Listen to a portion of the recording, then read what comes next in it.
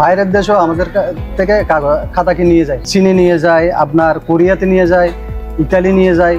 মানে ওখানের কোনো ব্যবসায়ী আসলে আমাদের খাতাগুলো নিয়ে যায়। আসলে এই ব্যবসাটা হচ্ছে যে এগুলো হচ্ছে ভদ্র একটা ব্যবসা, সেই জন্য আমরা করতে পারছি না। হলে এগুলোতে লাভবানের মানে লাভজনক ব্যবসা নয় এটা। তারপরেও একটা ভদ্র শিক্ষা সেবামূলক ব্যবসা সেই হিসাবে আমরা ধরে রাখছি। কক্সবাজার জেলার মধ্যে যত সরকারি ডিপার্টমেন্ট আছে সব ডিপার্টমেন্টের কাজ আমরা করি, কারণ আমাদের বার্নিংটা লাস্টিং করে অনেক বেশি। বিশেষ করে পয়লা বৈশাখে বছরের মধ্যে একবার ভালো বেচা কিনা হয়। রেডিমেড বার্নিং প্রচলন বেশি হিসেবে তো ভালো বার্নিং এত ইয়া নেই।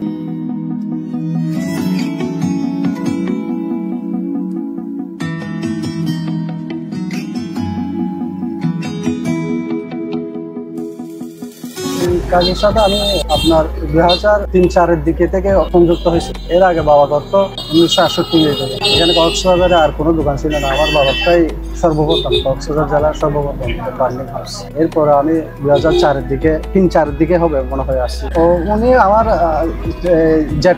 যেটা মনে ছিল ওনার কাছ থেকেই শিখছে। এটা হচ্ছে ভদ্র শিক্ষিত একটা ব্যবসা, সেই জন্য আমরা ঐতিহ্যটা ধরে রাখছি। এটা এত লাভজনক ব্যবসা না যে সেই জন্য মানে দোকান বাড়তেছে না, চিটাং থেকে আসে সবগুলা না। আমরা ওই খাবার দিই আর কি। এই বেশিটা তো শুধু আপনারা আমার দোকানে যত খাতা আছে সব খাতা ওখানে কাটিং করি।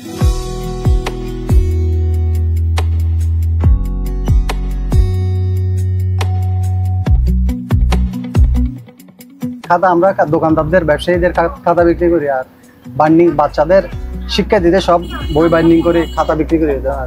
এখন বিশেষ করে আপনার ব্যবসায়ীরা আমাদের দোকান থেকে খাতা কিনে নিয়ে যায়। শিক্ষার্থীদের সংখ্যা মনে করেন আগের চেয়ে অনেক কমে গেছে।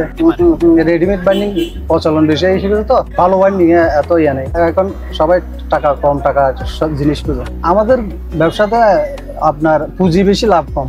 কারণ আমরা তো বাড়তি টাকা নিতে পারি না, কারণ দোকানদাররাই আমাদের কাছ থেকে কিনে। আমরা বাড়তি টাকা নেওয়ার কোনো সুযোগ নেই। এটা আপনার যারা জুয়েলারি দোকান আছে এরাই বেশি কিনে এগুলো। এটা হচ্ছে ডকুমেন্ট থাকবে, কিন্তু আপনি মনে করেন এখন তো উন্নত যুগ হয়ে গেছে, আপডেট সবগুলা। কিন্তু আপডেট বললে সবকিছু আপডেট হয় না। এটা ডকুমেন্টটা চিরজীবন থেকে যাবে, কিন্তু আপনি যদি মোবাইলে রাখেন বা সফটওয়্যারে রাখেন, সফটওয়্যার ডিলিট করে দিলে সবকিছু চলে যাবে। এটা তো ডিলিট করা যাবে না, সেজন্য এটা প্রচলন এখনো রয়ে গেছে।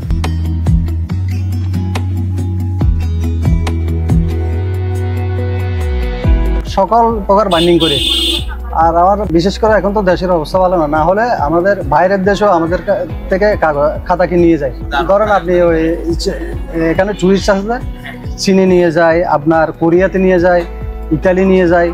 মানে ওখানের কোনো ব্যবসায়ী আসলে আমাদের খাতাগুলো নিয়ে যায়। এখন ওই ধরনের ব্যবসা নেই। এখন আমাদের মোটামুটি আমরা ওগুলো শিক্ষার্থীদের যেগুলো বিক্রি করার এগুলো বাদ দিয়ে ফেলছি, একদম বাদ দিয়ে ফেলছি। ফুলের বাদ দিচ্ছি, মানে এগুলো কাগজের দাম অত্যাধিক বেড়ে গেছে। আগে আমরা 2 দিস্তার খাতা একটা বিক্রি করতাম আপনার 20 টাকা 25 টাকা দাম দিয়ে, এখন দিস্তে পারবো 35 টাকা। কিভাবে বিক্রি করবো? হালকাতা বলতে আপনার ব্যবসায়ী যারা ব্যবসা করে হালকাতা তো আমাদের কাছে নিয়ে যেতে হবে। আর হালকাতা না করলে তো ব্যবসা করতে পারবে না।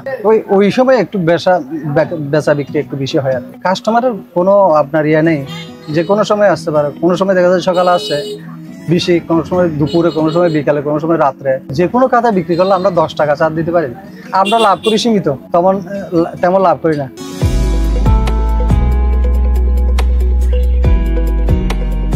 কক্সবাজার জেলার মধ্যে যত সরকারি ডিপার্টমেন্ট আছে সব ডিপার্টমেন্টের কাজ আমরা করি, আমাদের কাছে আসে, কারণ আমাদের বার্নিংটা লাস্টিং করে অনেক বেশি।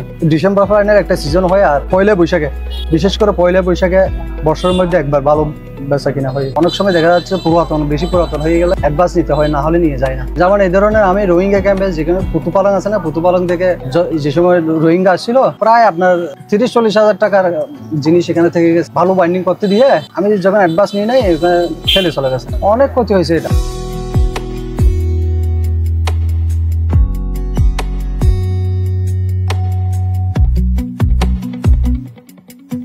খাতার দাম মনে করেন 250-300 টাকা বাইন্ডিং। ওখানে আমি যখন নিয়ে যাই না, 4-5 বছর পর রয়েছে, আমি অনেক টাকা লস হয়েছে না। কক্সবাজারে 3টা দোকান আছে, হাসপাতাল আছে, চাহিদা ভালো আছে, কিন্তু এখন এই 2 বছর যাবত একটু কমে গেছে।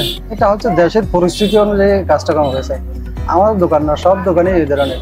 এখন আগের মতো ব্যবসা বাণিজ্য ব্যবসায়ীদের নেই, সবাই বলে আছে কিন্তু নেই।